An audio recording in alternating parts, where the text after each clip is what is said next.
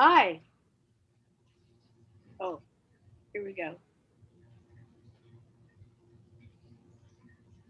Hi, I'm Linda Van Hart, the Visual Arts Coordinator for Common Ground on the Hill.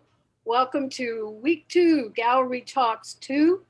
We're dealing with three-dimensional artwork tonight with three wonderful artists, Jim Paulsen, who's teaching the Found Object Sculpture class, Sara Murphy, who's doing double duty with Funky Junk and Creative Creatures, and Kelsey Wailes, who's making polymer critters. All of them are seasoned Common Ground instructors. We consider them part of our Common Ground family. People sign up for them no matter what they teach. We're looking at the three-dimensional arts tonight. So some three-dimensional arts are freestanding and can be viewed in the round. Some are relief objects that are wall hung but have dimensions other than length and width. They're distinguished with the category of depth, often not just in spatial relationships, but in conceptual development. We're going to start off with Jim Paulsen. Jim and I have known each other for decades. He was a main sculpture teacher at Towson University, and now we're lucky to have him teaching with us. Take it away, Jim. Great. So I should do my share screen now? Sure. Okay. I'll get to my images here. So I've been making sculpture a long time, and I think I'm an object maker. I have one piece in here that's an installation, but for the most part, my work has been oriented toward what I would call what the art world refers to as object making or formalism, as opposed to postmodernism. So at any rate, I'm going to start with some images of sculpture that I did that involve assemblage or found objects, primarily because that's the course I'm teaching. I'll start with this one. If you were on board last year, you probably saw this. I think I showed this last year. But this is a piece that's about 4 feet wide. It's a relief piece. It goes on the wall. And all of these Saturday night specials are cast in hydrocal, which is a hard form of plaster. It's a gypsum product, but they were cast in rubber molds. So the mold was made from a real Saturday night special, and it's all about the United States and its infatuation with guns. And I suppose if I were to do it today, I would maybe instead of Saturday night specials, I'd probably use something like assault rifles or something like that. But it's one of the few times that I delve into commentary. And this is another part of that gun series. This one is with special thanks to Robert Rauschenberg. This piece is all about, again, Lady Liberty and her disdain for the gun culture. This is a piece that I did, like I usually tend to work in a series. I'll develop a concept and I'll do a series of works. This piece I did kind of as an offshot piece. I was invited to do a show called Take Me Out to the Ball Game. And so this piece was made for that particular concept show, and it's called Always Keep Your Eye on the Ball. It's made with the term a real glass eye is sort of an oxymoron. It's a glass eye that is actually made to look very real. This is I did several pieces with potatoes. I've been telling my students in the found object course that you can make found object assemblage sculpture from anything at all. And this was a magic carpet. You see my impressions of that magic carpet is dirt and clay, I guess, and dry clay. And then you see my foot impressions in it. And then you see a couch. So it's a magic carpet made out of potatoes with a potato couch. And I did several. This is another, this was one of the few times I've ventured into the realm of installation, but this was another piece relating to couch potatoes. Again, all assemblage. This was another piece from the gun series. This is a pillow, a very lovely pillow, and it's called Send Me the Pillow That You Dream On. I think you get the point. Then I'm going to show some images of some of my larger sculpture, particularly pieces which are part of the series I call the Sentinel series. This is one of the pieces I exhibited at Common Ground about 3 years ago. And occasionally I venture into silliness. If you're familiar with the, some people think all of my work is silly, but at any rate, this is a picture of me here as Wallace and my student here as Gromit, and we're in the kinetic sculpture race, which is held every year in the first week in May. And we are the English cooked breakfast. I spend a fair amount of time in England, and one of the uniquely England things is the English cooked breakfast. It always includes some form of an egg, this one a fried egg, and then there's mushrooms and tomatoes, fried tomatoes, and we're paddling the thing with a knife and a fork. And of course, Wallet and Gromit are uniquely English.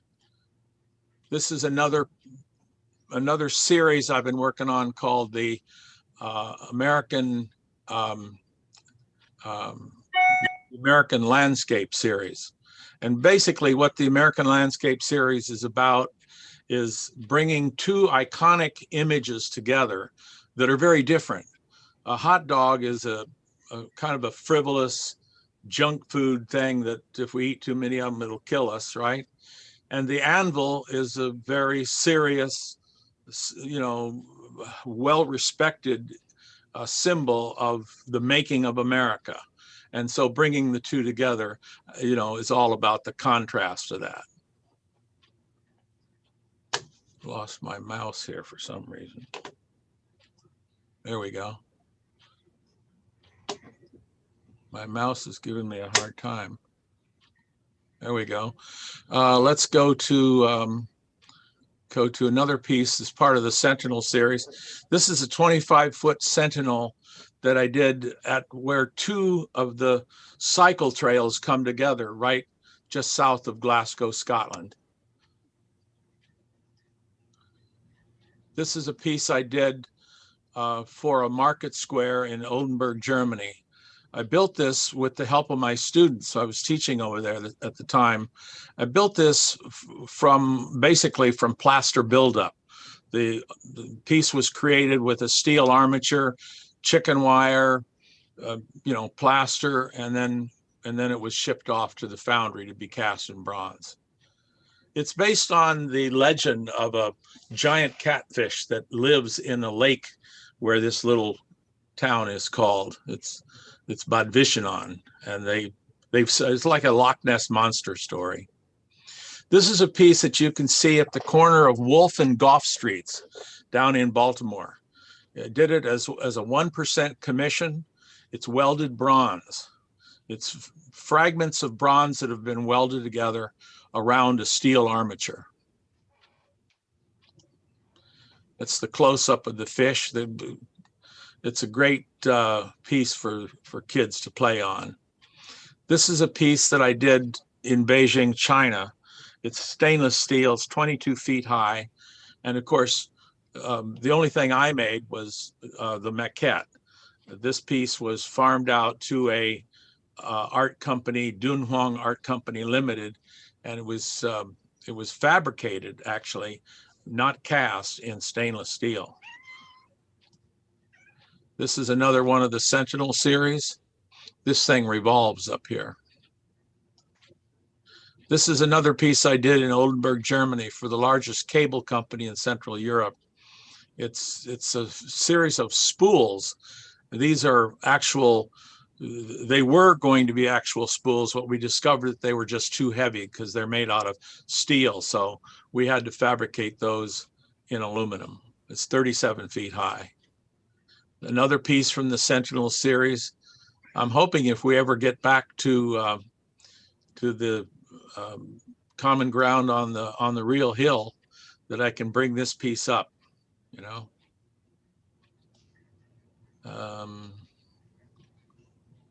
And then I'm just gonna, I have about 5 minutes left, I think. So I'm just gonna go really quickly through this.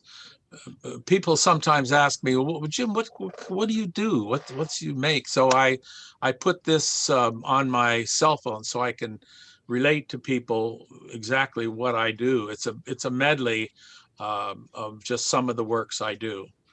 This is from the Sentinel series. This one was done in Bristol, England. That's my wife Lee walking underneath it. It's another one from the Sentinel series. I did sort of a combination of samples, if you will, of some of my works. This was one from the American landscape. Always the hot dog and the anvil. This is a wall to floor piece. That's that same piece again. Another one of the American landscape. You see the hot dog. This was a piece called Love is Life, Life is Love. It's a modeled heart cast in paper, and the outside of the heart is sonnets of Shakespeare, shredded. That's on the surface of the piece. The rest of it's all cast paper.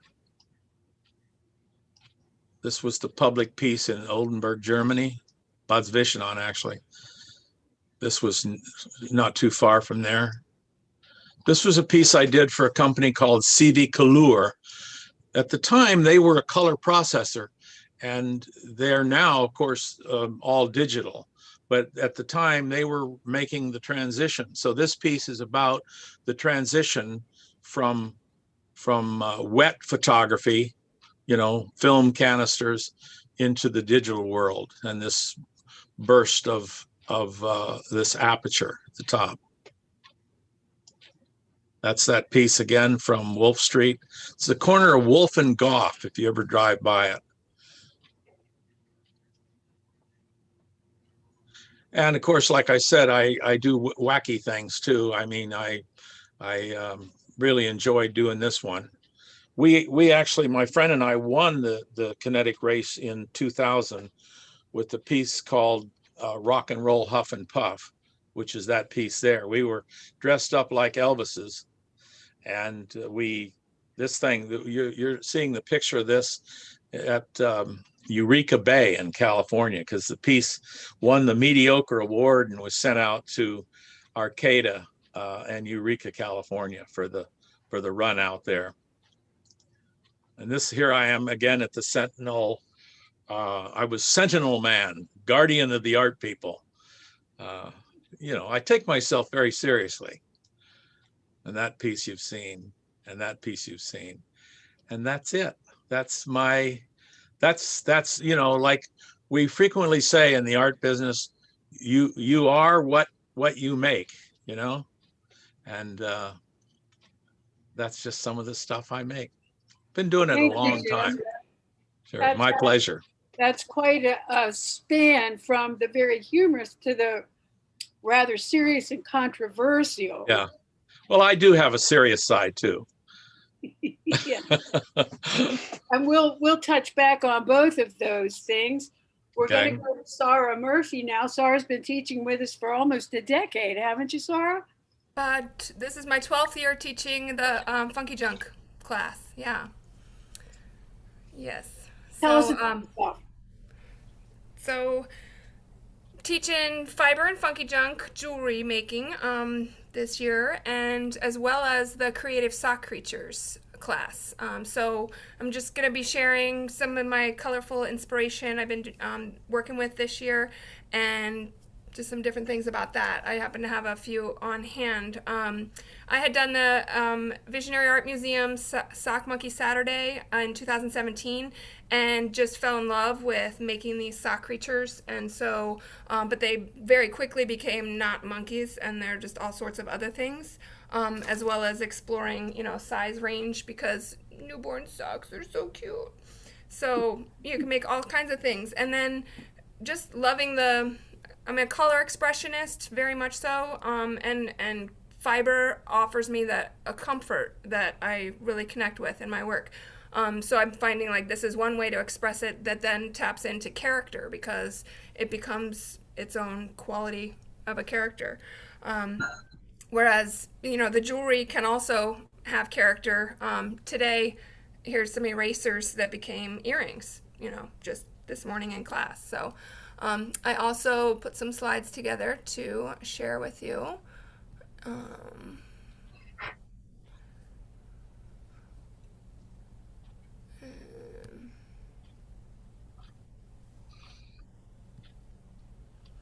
All right, so here we go.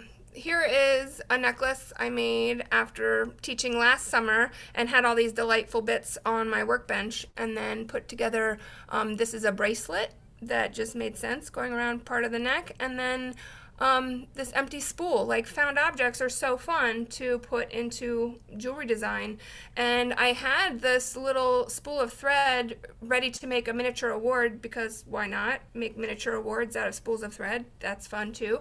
But then once all these other beads jumped onto the workbench, like, it was, hey, this is a bead instead of an award. So I strung it on the strand. So in the Funky Junk class, we really play and explore and push, how can we put things together.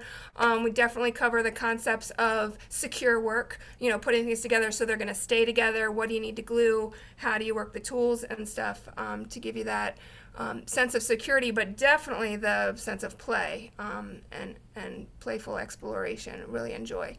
I also teach this crochet technique with the wire and beads in the class, and so here is kind of a community piece. 5 people had their hands in this, right, at my direction. This top is like for an air plant, and my neighbor thought it would make a cool jellyfish, so then the whole family got together and strung beads on wires, and then I crocheted them and arranged them, and then so here's this lovely dangling jellyfish that is absolutely delightful. It's also fun to pet. So you think like stones and wire, maybe not handling, but honestly, when I walk by this hangs in my neighbor's kitchen, I pet it when I walk by. It's just so fun, and certainly in the sunlight would send crystals around. And this was adding fiber to the Funky Junk, fiber as earrings, so I made little mini looms and wove a pair of earrings. The other thing going on this past year was self-soothing.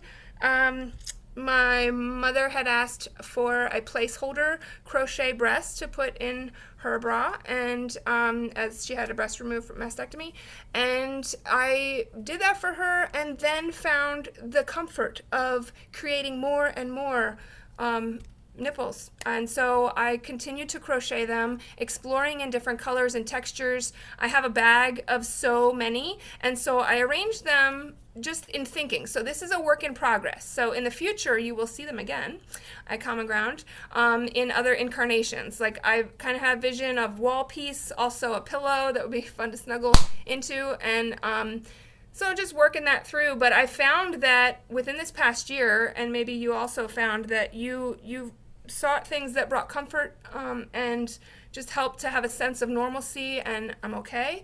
And so to me, the crochet hook with fiber and that softness brought me that. So that was really important in my journey. And I have a poncho that I added them to. I'll show you after the slideshow. So I also was exploring, so crocheting, found objects. There is a plastic bag in here. Actually, at the bottom, it's popped bubble wrap that I made into yarn and consumed that into there. Here's the hem of a skirt. I like things dangling, and I love texture, so it's okay that things are hanging out. This is one huge lawn and leaf bag that I cut into plarn, so plastic yarn, plarn, and then crocheted it. And I just love the shininess. I also love putting silk and plastic together because that juxtaposition seems somehow not okay, I guess, with my training of art. It seems like, oh, don't do that, but then I want to, so I will. And so it's a lot of play and do what you want to explore. So I did that, and I really like that. It's like they're friends, like friends from different backgrounds are gonna get along together and be beautiful together. And this I just want to bite into, so I absolutely respond to color with my whole being, and I suspect that many of you also respond to color. And so I've been exploring working with multiple fibers at once. And I tend to squirrel. If you didn't know that about me, I jump around to different materials, mediums, and just being very playful. This was I recycled a skirt, so made one ball of yarn out of an entire silk skirt, and then made a little basket. Here I'm exploring with cooler packs that deliver food, and it's pretty and shiny. I like shiny things. So I cut thick plarn out of that, and I have a cool cushion now. It's bigger than that now. I don't recommend crocheting plastic cling wrap, which is this one. My hands had quite a bit to say to me after working this one. It's a little bit of a struggle, a little too tight and not smooth. So, but we have moments of frustration in life where maybe we can't get out of the situation. So I like sometimes when I struggle with material in my work, or if it's giving me opposition intentionally, can help me to like push through something else that I'm dealing with that I may be facing. So it's just a nice parallel between creation and then thought process and stuff. So I also enjoy being playful and love to make food faces out of snacks and such. So I've noticed that that's been happening, and I actually am seeing like a book in my near future of food faces. I think that could be really fun. So circling back to sock creatures, this one says drop the beat, which has the irony of it's a beet, like the vegetable, but then the headphones, and actually has a cape on the back that says drop the beat. So it's one of them. Here's a leprechaun style, found a snowman type winter hat and covered it in green to make it more of a leprechaun. For a friend. So giving them away brings me joy too when it goes to somebody that appreciates. So this box of fun I sent off to a family member, and there's 2 bears hidden in that fun fiber. But I adore fiber and playing, and so I wanted to share that with you. And I made a big floppy basket that I have lots of sock creatures in, but there it works on my head. I think it would work for dreadlocks really well too. So that's my slideshow. So I found that I was working on a poncho, and there's a lot of fiber stuff here, but I was working on this poncho, and then as I was also showing you those individual nipples that I had sitting around, so then I also just started adding them onto here, because I was actually kind of upset, and then I thought to soothe my feeling upset, like mad. I felt mad, and so I thought, let me make something that maybe is just kind of different, and I don't know, doing this made me feel really good, like I'm being defiant in some regard, but I just love the following the shape, doing the colors, and so I can be wearing it in any direction, and have it's pretty fun. So lots of lovely tassels, and if you love color and fiber, I'm sure you appreciate seeing all that. So just continuing to play and explore with materials, and that's what I really enjoy doing, and I encourage students to continue to do that as well. I appreciate and respect the opportunity to teach at Common Ground. I definitely feel that I have things to share, but I also am getting things back in this family that Common Ground is. I just love the format of class, that we are working together and sharing, and yes, fine-tuning on skills, but then, you know, you have a question, and it could be about what you're working on, and it could be about something else in life, and just that sense of sharing and community that I just have developed a tremendous appreciation for in this past year and a half especially. So I'm enjoying the process. I'm enjoying sharing it together again, and definitely looking forward to being on campus next year, digging in the bead bins and the funky junk stuff, you know, in the hallway there in the studio. So it's lots of fun, and I enjoy it. And I encourage you to play, jump in, give it a try with whatever you're exploring. Let's have fun. Thanks, Sara. In your professional world for the last year and a half, you've been teaching virtually, right? Yes. Yes. So What's your school? Halethorpe Elementary School in Baltimore County. I've been teaching 18 years, but it's my 13th year. I just finished there. It was a big challenge, and I miss the materials. I miss getting messy with paint with the kids, but something that we did still have was that human connection. And you know, 6-year-olds will bring their gap tooth grin right up to the camera, so I get to share in their joy in that regard. But yes, it was hard, and I'm still exhausted from the year that it was, but that's what Common Ground's just perfect right now, because all the creativity and exploring and playing and, you know, rebuilding those places inside that ache, fill them with color and texture and heal. So it's good. Thanks. Kelsey kind of grew up Common Ground, teaching at Common Ground, because she came to teach with us before she graduated from college.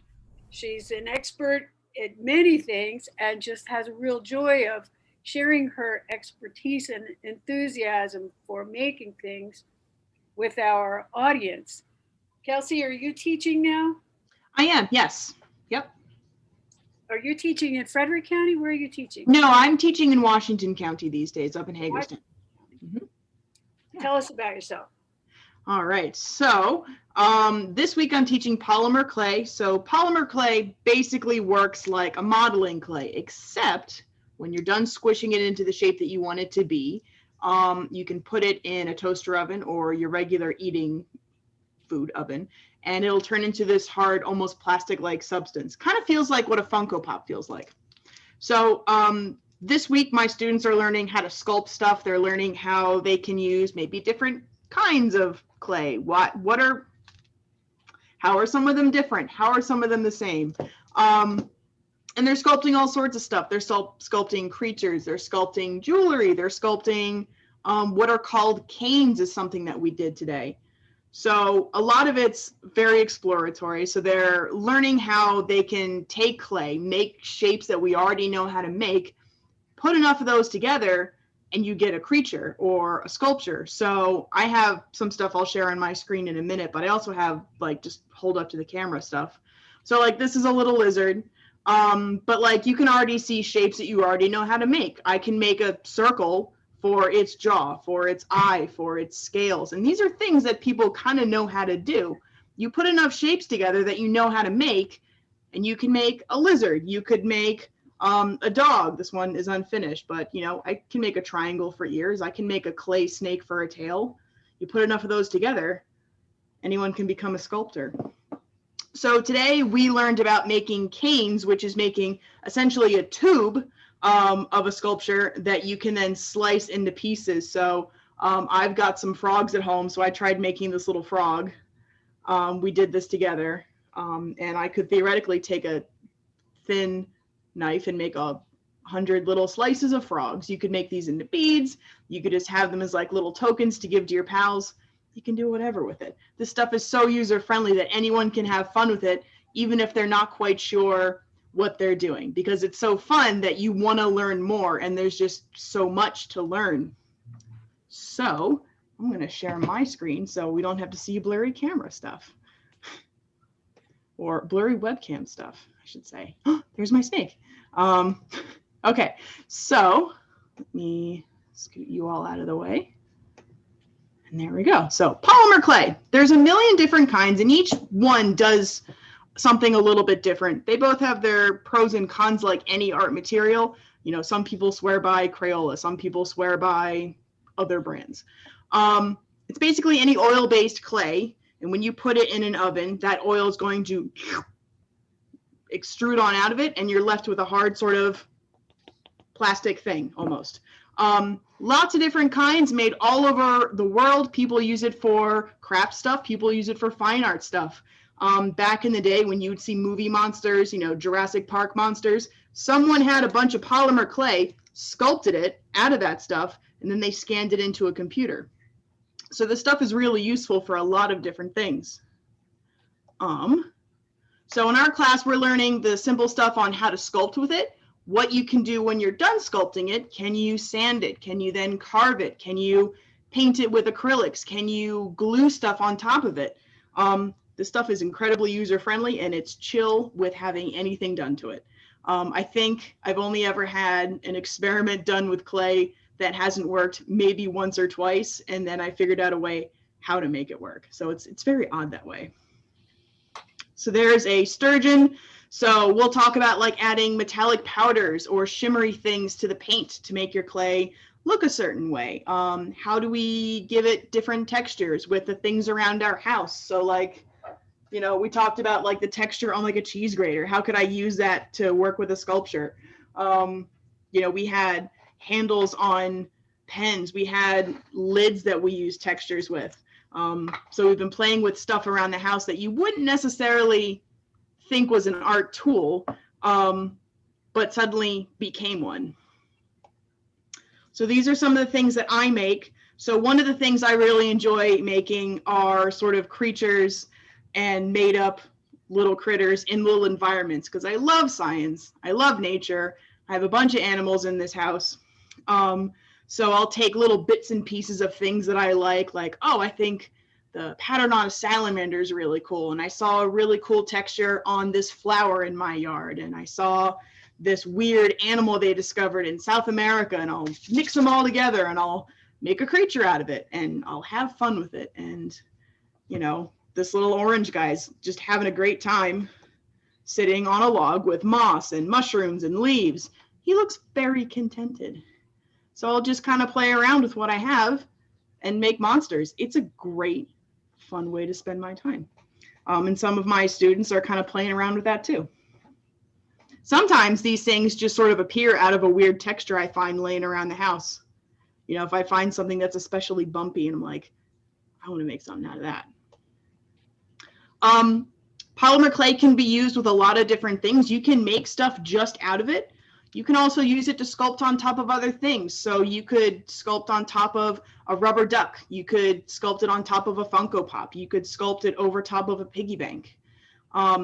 This stuff is really user-friendly, and you can use it as like an assemblage material. So there's some stuff that's been sculpted over vinyl toys. There's a My Little Pony. There's a piggy bank. There's some other couple like little chunky kid dolls and another little monster in a flower pot with pumpkins. Monsters and pumpkins, like what could be better? Go to Instagram, Kelsey. I guess I should. There's some frogs to distract me. So along the lines of, oh, I'm still on my internet. Okay. So on the lines of being multimedia stuff, this is a plaque I made. I don't have it anymore because it's sold, but this is made with a million different things. So there is, there's a wood panel on here. Actually, I don't see Zoom anymore. Y'all are still here, right? Yeah. Okay, good. I was worried. Okay. It's on a wood panel. There's fake plastic plants on there. There's real rocks. There's fake rocks. There's little bits of pieces of everything. And this was totally an experiment. I had no idea if any of it would work. The only thing that didn't work out as expected is that all the plastic plants shrunk a bit. And that was literally the only thing that ever went wrong. And it wasn't even a mistake or anything that was bad. It just meant I get to add more plants. So you could sculpt little creatures like this salamander and glue it onto this surface, or these little millipedes and snails and bugs, you know, all of my favorite things. You can paint them. I went over it in a clear like polyurethane that you would see on furniture to give it that sort of like wet foresty look. And it was super fun. And all of this is just playing with clay and playing with the things that you like until it ends up being a piece of art, which is really fun. So happy salamanders, happy beetles. And what I like about these things is that if you look really closely, you can still see my fingerprints and stuff on here, which I always like to leave on because you want to make sure that you remember that this is made by a person and it's not, you know, a bunch of like ready-made toys that have been glued together, which is its own cool thing. But I like to try to keep like the human element in there. So a couple slides left. I think it's just like one or two. We're not seeing them. You're not? No. Oh, that'd be awesome if someone told me earlier. It only just happened when you said you switched to Instagram. And Okay. It didn't Give me follow. 1 second. Okay. There you go. There we go. There's a big pile of creepy crawlies that were all sort of just little bits and pieces put together. So there's fake plastic plants, there's some real rocks, there's some fake rocks. It's coated in a clear coat so we can see sort of that sort of wet forest floor that you would see. Oh, it's a different video. That's another sculpture I made. Not what I wanted to show you, but there's a badger someone asked me make that was blue. So that works. But yeah, you can pretty much do anything with these things. So I'm going to exit out of Instagram and go over here. So you can mix in metallic powders. You can mix in glitter with this stuff. This clay just wants to be made into artwork no matter what. If you want to make something out of it, it's going to be like, cool, I got you. What do you want to make? So there's like metallic little robots here. There's a glittery little grumpy dinosaur here. All sorts of stuff. It's really useful to work in big sizes or little sizes. So you can make things that you could use as an earring or a keychain. Or you can make them really big. I think the biggest thing I made was probably about the size of like, you know, like a milk jug, which is hard to work with because it's so large and you have to do it in different sizes pieces. But, you know, honestly, it's just so user-friendly. And I'm learning more about it all the time. I've been working with this stuff for probably more than a decade now, and I'm still learning new stuff about it. So it's always exciting. I don't want to get bored with it. So these are some creatures.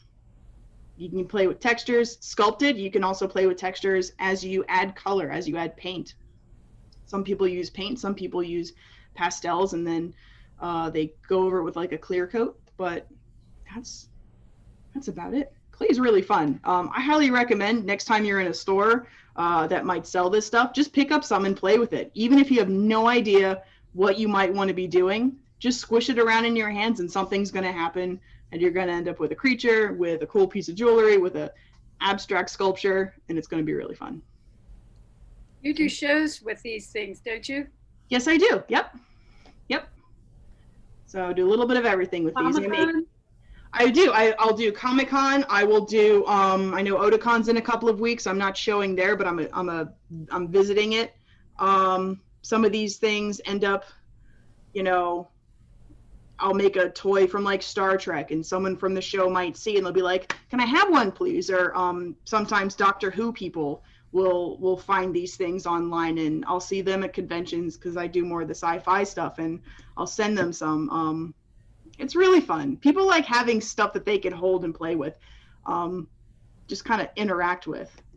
Everyone likes playing. You do large-scale craft shows also, don't you? I do, yeah. Yep.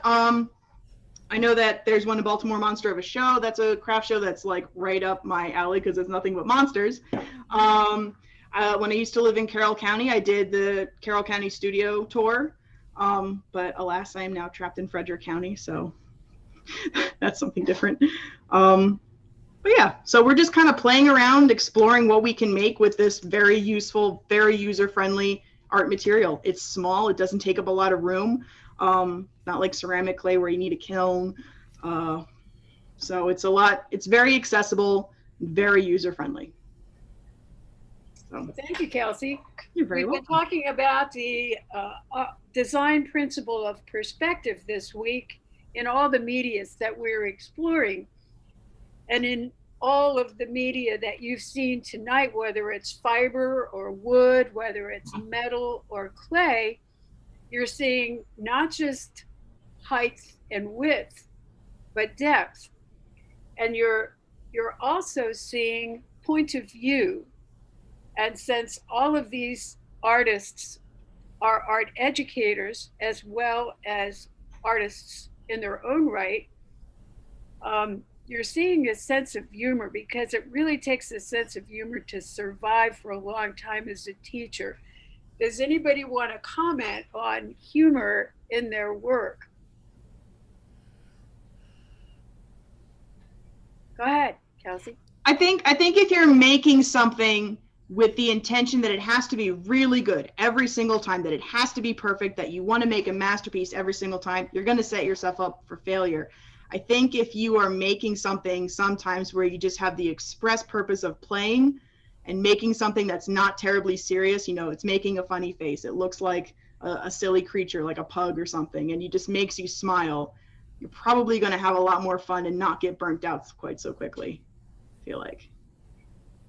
It takes a sense of humor to be involved in the kinetic sculpture race, believe me.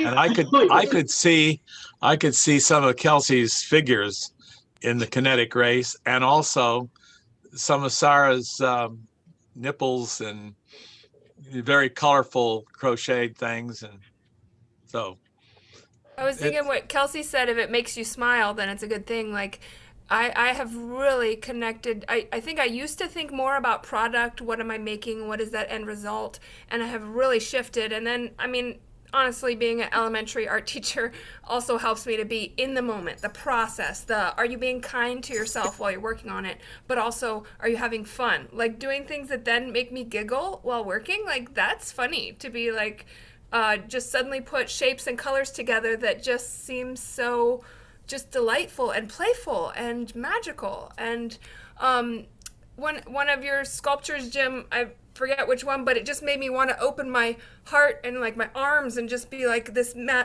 don't know, I feel like we could do yoga under one of your sculptures there. Like, it was just such the way flowers present and just this opening of the heart. And I love that. That's very joyful, maybe not laughing, but it's a joyful I think it's feeling. interesting. It's interesting that all three of us are really into color. And, you know, 30 years ago, maybe, you wouldn't have seen that much color in sculpture. Color is really an important element to me. I remember when I first started using color, it was like a whole new world opened up into me, you know? It was wonderful. So.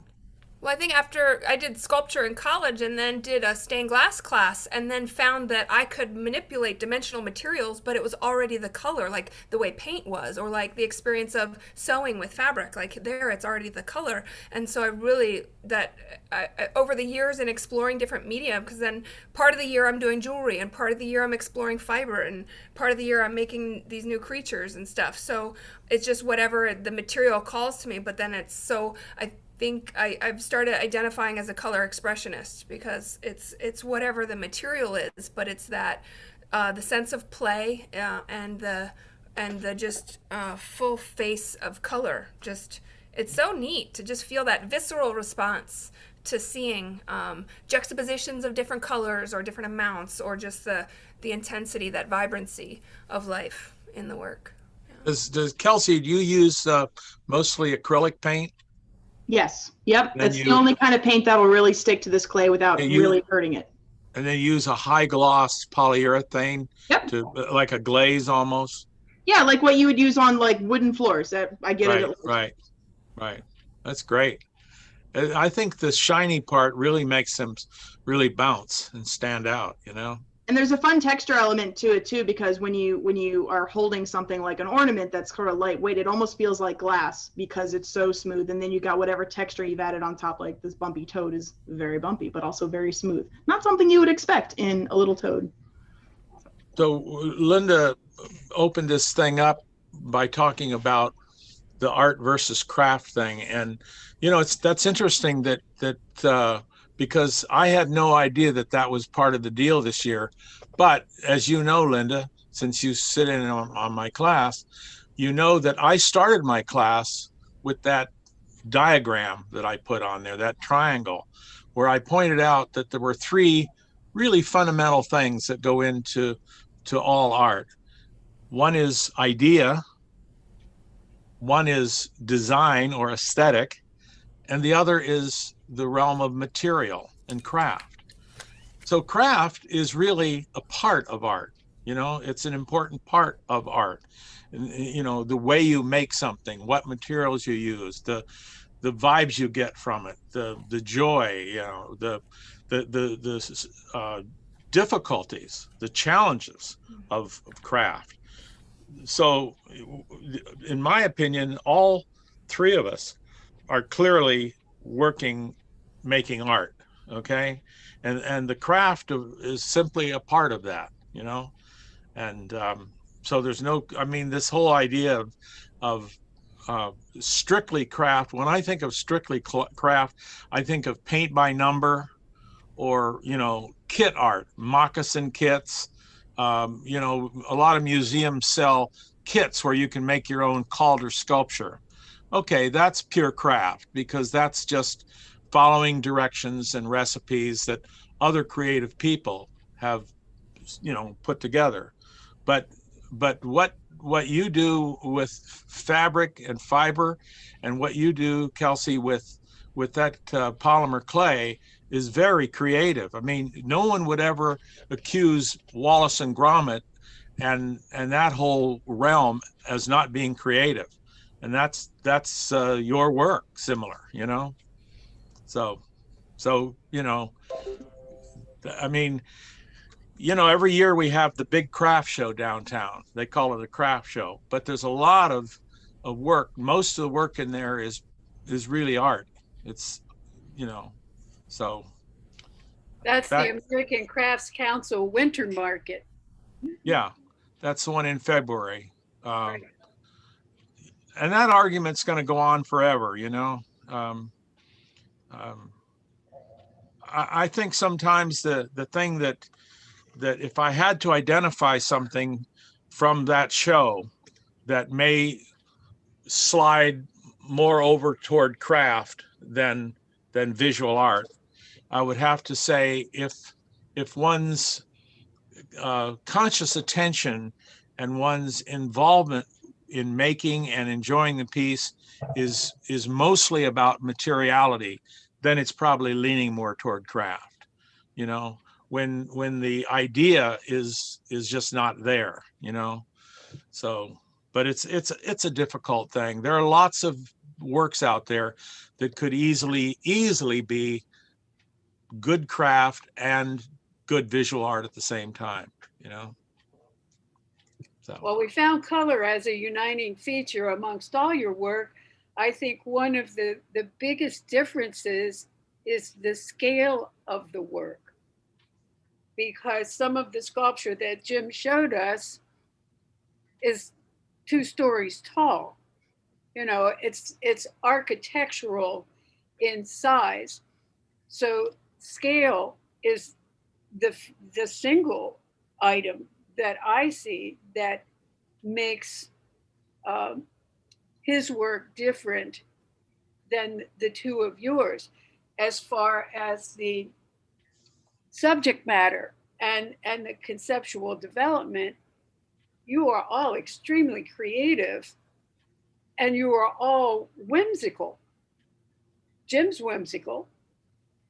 You know, Kelsey and Sara are whimsical. So looking at the 3 of you as educators and also as independent artists was really intriguing for me as I put this gallery talk together, because you all do shows or show and galleries, in addition to being fine specimens of art educators in the classroom. Can you think of any other things that are similar or different in the work that the 3 of you do?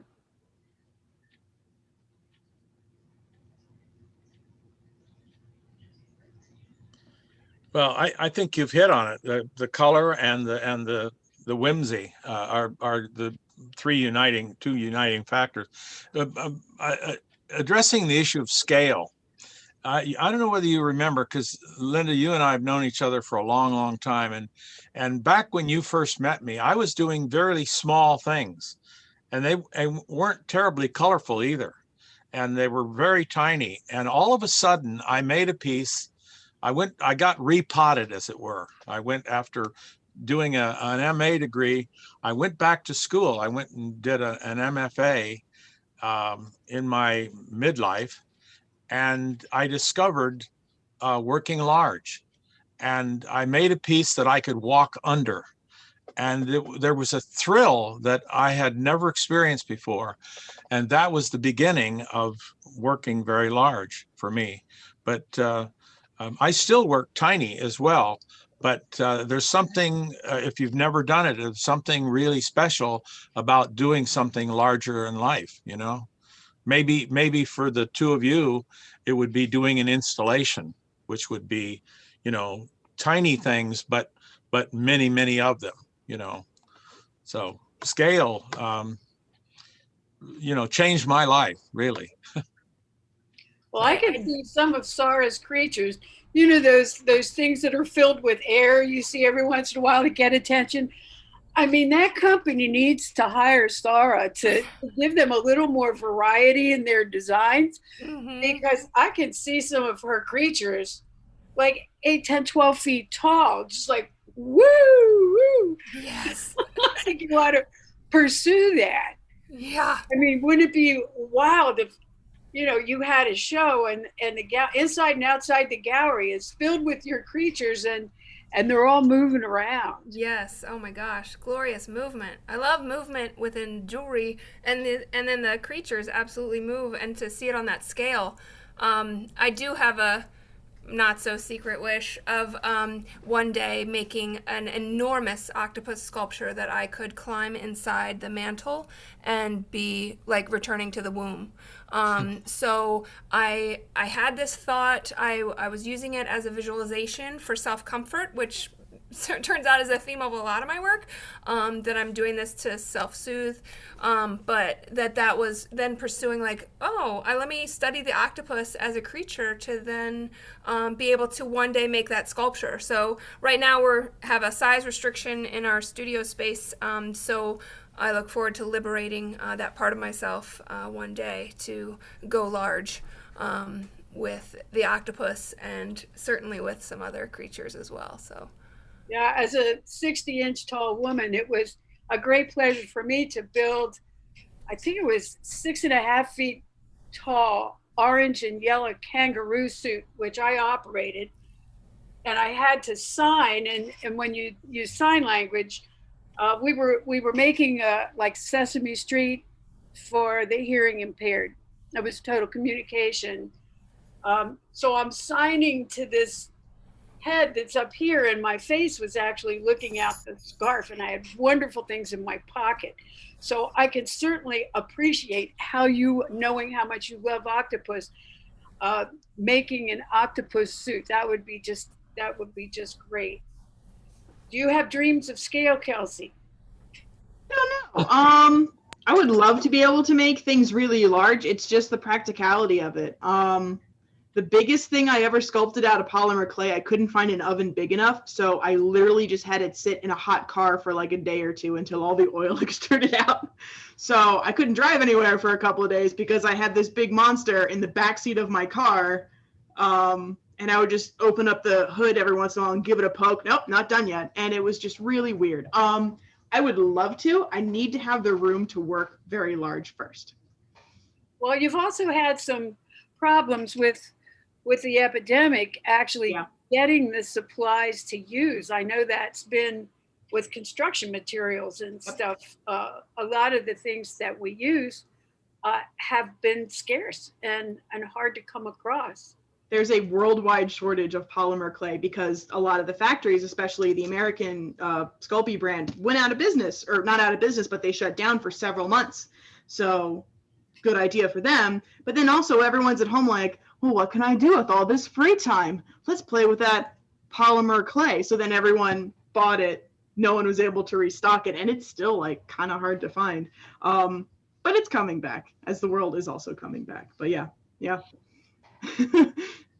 speaking of supply, going out, it was interesting in the found object realm, right? To see people shopping from their own studios. I understand, like with the clay that's gone, then you do need more. But like with found objects, like pushing and pushing to be like, oh, what do I already have? The 2 bins of socks that I have stored of all these wonderful prints. Like, let me just keep looking. But then, yes, found objects and how to push it and what to put together and by resisting the urge to go out to get something or not being able to go out to get something, how do you solve that then with what's at hand? So it was really neat to watch that process of working with what's at hand. I'd like to mention one thing, Linda, that I think is really critical to, quality art, the difference, like you were saying earlier, some art belongs in major museums and others, can't barely make it to the giant, and the real critical thing in my opinion is creativity. That's the elephant in the room that makes the difference, between just ordinary and really special, and we can't minimize the importance of the creative element. On any given Sunday, you can go across America and there will be art shows, lots of them, outdoor art shows.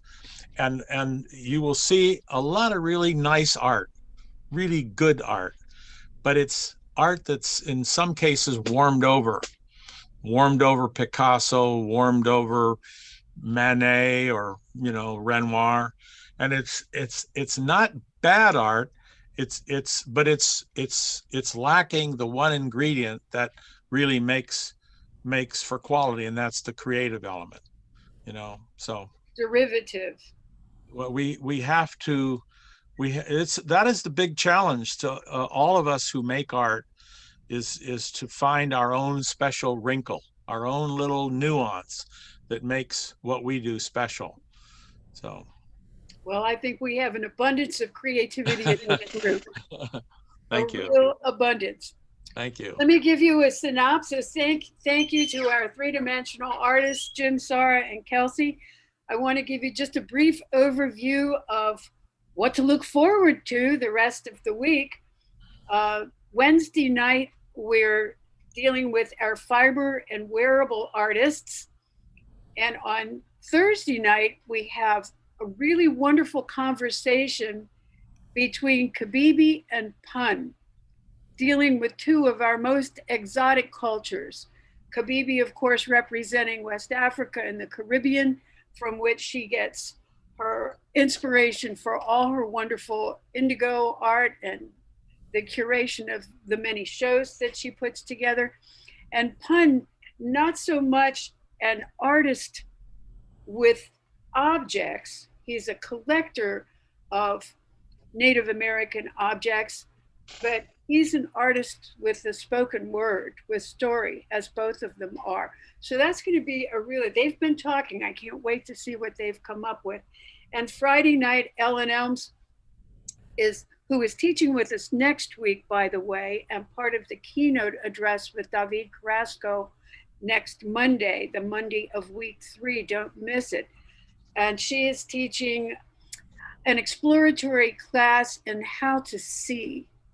We're looking at some visual art classes going a single period, because we're finding that a lot of people who don't consider themselves artists are kind of afraid to spend 2 periods a day doing it, but they'll dip their toe in the water if it's a 1-period class. So Ellen's being an explorer in that realm and bringing us a how to see class.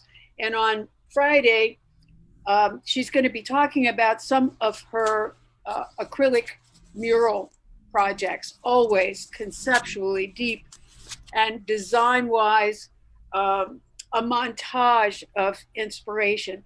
So you've got a power-packed week here at the Gallery Talks. And don't forget, you can visit them after they've streamed live. They will be archived forever on the Common Ground YouTube site. Thanks so much for joining our three-dimensional artists tonight for the gallery talks. The concert begins at 8, so don't stray too far. See you tomorrow.